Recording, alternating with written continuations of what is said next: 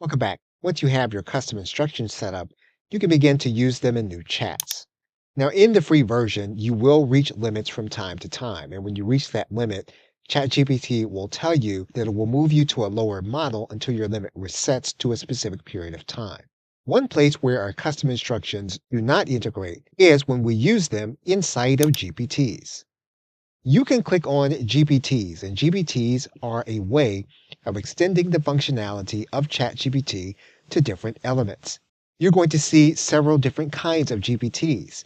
You'll see those that are going to be featured, those that a number of individuals are going to be using, which are trending, and then you have general categories. You have writing GPTs, you have productivity GPTs, research and analysis, education, lifestyle, and programming.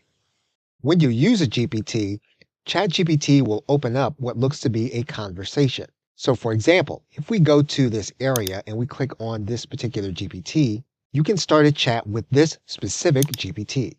And you'll notice that this is a writing GPT, and you can prompt this GPT just as you would any other chatbot.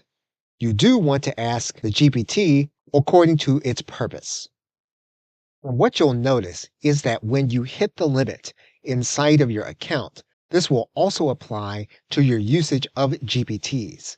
So for the sake of this video, we are going to move over to an account that's technically a ChatGPT Plus account that does have capacity. Okay, so with that, thanks, and I will see you in another video.